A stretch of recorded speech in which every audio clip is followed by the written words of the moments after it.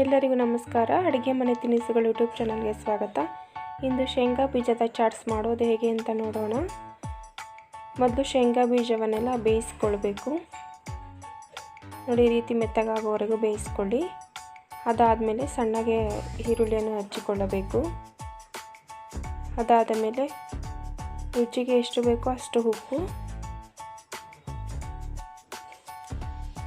ಹಾಗೆ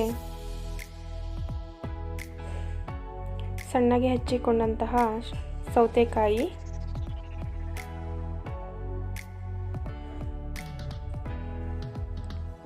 ಕೊತ್ತಂಬರಿ ಸೊಪ್ಪು,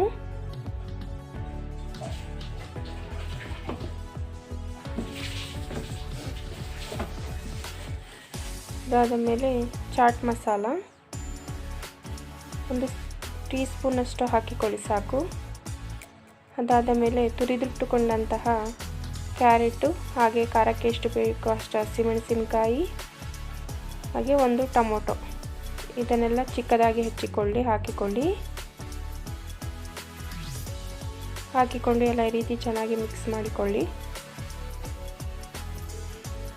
ಈ ರೀತಿ ಎಲ್ಲ ಮಿಕ್ಸ್ ಮಾಡಿಕೊಂಡರೆ ಶೇಂಗಾ ಬೀಜದ ಚಾಟ್ ಸವಿಯಲು ಸಿದ್ಧವಾಗುತ್ತದೆ. ಈ ಸಾಯಂಕಾಲದ ಟೈಮ್ ಈ ರೀತಿ ಮಕ್ಕಳಿಗೆ ಮಾಡಿಕೊಡಿ, ತುಂಬ ಇಷ್ಟಪಟ್ಟು ತಿನ್ನುತ್ತಾರೆ.